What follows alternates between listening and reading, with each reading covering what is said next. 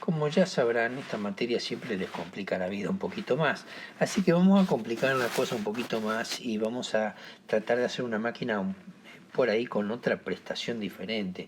Alguien dijo, che, la verdad que tengo 120 grados acá entre cada una de estas bobinas, me sobra un montón de espacio, tengo la parte de la carcasa toda redonda ahí, ¿por qué no meto otro bobinado exactamente igual que este, girado 180 grados y lo pongo acá?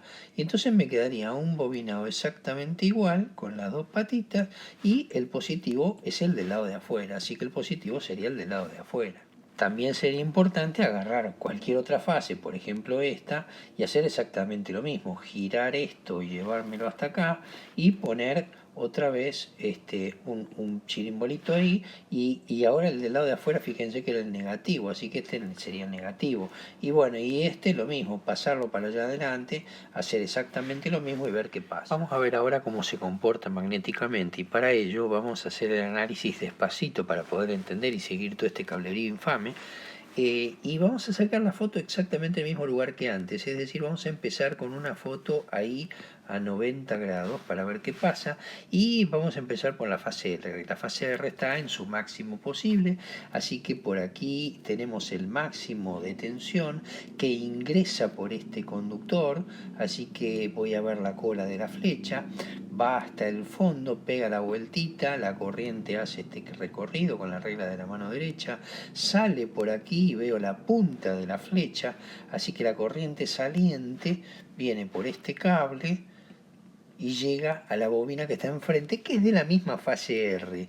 Esta bobina ingresa la corriente por aquí, así que veo la cola de la flecha, va hasta el fondo, pega la vuelta y voy a ver que la corriente circula en este sentido, vuelve a ir hasta el fondo, pega la vuelta y veo salir la cabeza de la flecha y la corriente de la fase R termina en este punto, que será un punto que vamos a ponerle O', porque ya sabemos que siempre el punto del medio lo llamamos O', pero básicamente lo que digo es, acá tenemos una bobina en serie con otra bobina y terminó en el punto O'. Esto es lo que acabo de dibujar. Yo arranqué por acá y esta era la fase R. Ahí, por aquí arrancamos. Veamos qué pasa con la fase S en ese mismo momento. La fase S, acuérdense que es negativa, entonces la fase S que debería arrancar aquí con un positivo en realidad es negativo. Si es negativo significa que la corriente en lugar de entrar sale. Si sale tengo un punto, es decir, veo la cabeza de la flecha y resulta que si sale por ahí es porque ingresó por acá. Si ingresa por acá voy a ver que la corriente pega la vuelta y hace este recorrido con la regla de la mano derecha. Ustedes ponen los dedos de punta sobre este borne positivo y van a ver que la corriente gira en este sentido. La corriente significa que entraba por acá.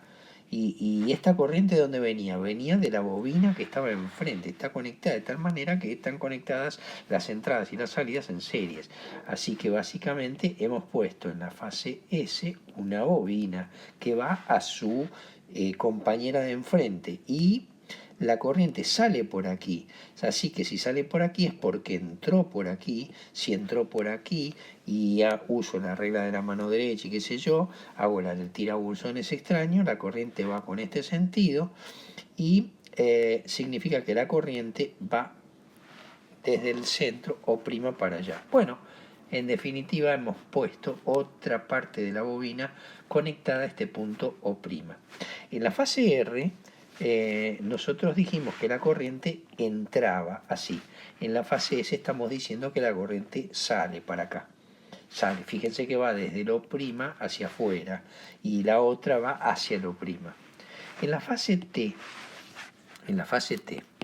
vamos a encontrar otra vez el mismo problema que con la fase S, es decir, la tensión en vez de ingresar por este conductor está egresando, así que ingresa por el positivo aquí, veo la cola de la flecha, va hasta el fondo, pega la vuelta y la corriente hace este recorrido para egresar por aquí. Bueno, obviamente la corriente viene de algún lado, esta corriente que llega viene de este borne de la bobina de enfrente, este borne que es por donde ingresa la corriente, que ingresó desde aquí, y como ingresa por aquí y uno hace pegar la vuelta, la corriente tiene este sentido adentro de la bobina. Y esta corriente que ingresa por aquí sale de algún lado. ¿De dónde? De O'. Así que en la fase T voy a encontrar otras dos bobinas conectadas en serie a O'. Y fíjense que desde el O' sale una corriente por la fase T, sale una corriente por la fase S y entra una corriente en la fase R. Claro, la suma de las tres tiene que dar 0, necesariamente tiene que dar 0. De todo este análisis me voy a quedar con la foto, y la foto me dice, bueno, a ver, esta corriente que está aquí y esta corriente que está aquí me determinan la regla de la mano derecha. Utilizo la regla de la mano derecha y van a ver que acá me queda una intensidad de campo magnético B, que era la máxima posible. Y la bobina de enfrente, fíjense que tiene la regla de la mano derecha hacia afuera también, así que me queda en el otro sentido. Una cosa bastante loca, bastante extraña. Bueno, asumámoslo que está así. Entonces, ¿qué pasa? Bueno, vayamos a la fase S. En la fase S, que está acá, digo, bueno, me queda regla de la mano derecha, me queda un flujo hacia adentro, y regla de la mano derecha me queda un flujo hacia adentro. Así que en realidad me van a quedar estos dos flujos que están acá, ahí, hacia adentro, con la particularidad de que van en la mitad. Acuérdense que era la mitad de tamaño. Es el mismo análisis que hicimos antes, ¿no? Y en la fase T, que es la fase negra, me queda exactamente lo mismo. Estos dos flujos, fíjense que están opuestos siempre los flujos. La regla de la mano derecha dice que los flujos van hacia adentro en este momento, y otra vez me queda medio flujo. Bueno, acá queda una cosa bastante exótica. Aquí, al hacer la proyección, vamos a hacer la proyección sobre un eje de las dos fuerzas que están aquí, de inducciones magnéticas, y sobre el eje perpendicular. Y lo que vamos a observar, bueno, lo hacemos con las otras dos también, y vamos a descomponer esos flujos medios, los vamos a descomponer, y se va a ver que los que están a 90 grados, estos que están acá, se cancelan. Estos están, perdón, a 180 grados. Y estos otros se conservan sumándose, y me queda entonces una especie de imán múltiple, donde tengo aquí un polo norte, aquí otro polo norte, pero acá tengo un polo sur y acá tengo un polo sur. Así que me queda una cosa bastante loca. Cuesta imaginar cómo funciona esto, pero la verdad es que yo tengo una carcasa que es el estator, que es el lugar por donde pasan las líneas de flujo magnético de la forma más fácil posible. Por eso he armado una carcasa con chapas de hierro, para que el campo magnético, las líneas de flujo magnético puedan circular lo más libremente posibles por allí. ¿Y con qué me encuentro? Con que hay líneas de flujo magnético, vamos a poner acá en color azul, líneas de flujo magnético que llevan esta dirección, ahí. Y acá líneas de flujo magnético que van en dirección opuesta, hacia abajo. Y por otro lado, vamos a poner en otro color, si se quiere, líneas de flujo magnético con esta dirección y con esta otra dirección. Y uno decía, ¿a dónde vas a ir con todo esto? Nada, las líneas de flujo magnético se tratan de cerrar por la parte que saben cerrarse, que es por afuera. Entonces, estas líneas de flujo magnético van a tratar o van a intentar de hacer este recorrido así por el campo de afuera, como si fuera un quesito Adler, igual, un triangulito de esos de sabor, como era. La otra línea de flujo magnético va a ser exactamente lo mismo. Van a ir por afuera, por el lugar donde tenga menor reluctancia, menor resistencia al paso del flujo magnético, que es lo que me da el cacho de fierro que he puesto ahí en la parte externa. Y me van a quedar estas líneas de flujo magnético que deben cerrarse perfectamente, es decir, deben encontrar un camino cerrado. Pero cuando los analizo desde el punto de vista de nuestras convenciones, digo, espera, acá tengo flujo saliente, así que efectivamente tengo un norte. Acá tengo flujo saliente, tengo otro norte. Acá tengo flujo entrante, tengo un sur, y acá tengo flujo entrante, tengo otro sur. Así que esta es una máquina que me quedó norte, sur, norte, sur. Me quedaron alternados en vez de quedar en serie. Y lo que voy a obtener es que en una vuelta voy a encontrar con dos nortes. O su equivalente, dos sures. Es decir, a diferencia del anterior, ahora yo tengo dos polos por cada fase, dos pares de polos por cada fase. Es decir, en una vuelta completa, cuando esto termine, va a pasar por un norte, por un sur, por un norte y por un sur. Es decir, pasó por dos pares de polos. Por eso se llama máquina de cuatro polos. Si hasta aquí lograron entender, la cosa a partir de ahora es solo una deducción muy básica. Nosotros habíamos sacado la foto en este punto y vamos a volver a sacar otra foto aquí y otra foto aquí, tal cual dijimos antes, a 90 grados, a 150 grados y a 210 grados. Esas son las tres fotos que vamos a sacar. En la primera foto habíamos obtenido este resultado. Para la segunda foto, bueno, lo que hacemos es analizar las cosas más sencillamente. Digo, la fase R sé que vino desde aquí hasta aquí. Conserva la misma polaridad, pero se achicó a la mitad. Así que el flujo magnético este que estaba aquí en la fase B, ahí en la fase R, se achica a la mitad. Fíjense que queda 0,5 veces, 0,5B. En la fase S, que es la fase azul, estábamos en negativo y cambia de polaridad. Cambia de polaridad, pero conserva su magnitud.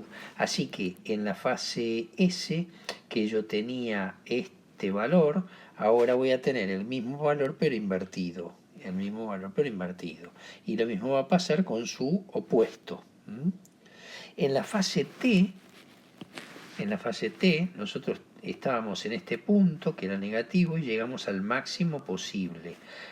Así que la fase T, que estaba acá en medio valor, tiene que llegar a su máximo valor posible, ahí, que es el máximo B. Bueno, otra vez hacemos la proyección en el sentido de la máxima inducción magnética y a 90 grados. Y haciendo la proyección me queda lo mismo que antes, pero ahora con un ángulo de giro menor. Me quedo con un ángulo de 120 grados desde esta punta hasta el origen, ¿no? Así que este estaba a 90 grados, este está a 120 grados desde el origen. Para analizar a 210 grados hacemos el mismo tipo de truco. Me paro en el de 150, me fijo cómo estaba la fase R y digo, ¿saben qué? La fase R tiene que medir lo mismo, pero cambia su signo a negativo. Así que en realidad mide la mitad, 0,5B, pero cambia su sentido. Bueno, la opuesta es exactamente igual. En la fase S, que era la fase azul, fíjense que estábamos aquí, nos vamos al máximo posible, sin cambiar de sentido. Es decir, la fase S, que era este que está acá, es decir, este que estaba aquí, sin cambiar de sentido se va al máximo posible. Así que este es el valor que obtengo en la fase S. Y en la fase T, que es el negro, estábamos en el valor máximo y va a la mitad sin cambiar de sentido. Así que este que está acá pasa a valer la mitad, 0,5B, sin cambiar su sentido. Otra vez hacemos la proyección sobre la perpendicular y sobre la paralela, sobre el eje de mayor B, y me queda ahora que sobre el eje de mayor B tengo los dos nortes y sobre la perpendicular tengo los dos sures. Y ahora me quedo con un ángulo de 150 grados. Cuando lo revisan gráficamente van a ver que esto sucede. Lo interesante es que en esta máquina, a diferencia de la máquina anterior, nosotros pasamos de 90 grados eléctricos a 150 y de 150 a 210. Esto no ha cambiado. Acá hay 60 grados eléctricos y acá hay 60 grados eléctricos. Lo raro que sí ha cambiado es qué pasó con la parte magnética. Nosotros arrancamos con 90 grados magnéticos y pasamos a 120 grados magnéticos. Y de 120 grados magnéticos pasamos a 150 grados magnéticos. Es decir, acá hay 30 grados y acá hay 30 grados. Bueno, esto tiene que ver justamente con esto de tener el doble de pares de polos, es decir, la primera máquina tenía un solo par de polos, pasaba una vez y ahora en una vuelta pasa dos veces la máquina. En muchos apuntes o libros van a ver, incluso en la literatura de Álvarez, van a ver que está, por ejemplo, U, que es el inicio de la fase R, y el siguiente bobinado, que es el U', están colocados de una forma medio exótica, puestos aquí. Acá hay un bobinado y acá hay otro bobinado. Es decir, están ubicados de esa manera. Los bobinados en esta fase que están aquí son estos dos bobinados que están aquí. Y los bobinados que están aquí son estos bobinados que están aquí. Así que ustedes van a poder ver que hay una forma más eficiente de construir una máquina, que es con la parte estática de la máquina, con el estator calado y adentro metido los cables, para que no sea una cosa tan robusta. Bueno, eso genera toda una discusión filosófica acerca del sentido de las corrientes y qué sé yo, que está muy bien explicado en el libro de Álvarez y en muchos otros libros más, y en la Wikipedia y compañía, pero van a ver que el resultado final es el mismo.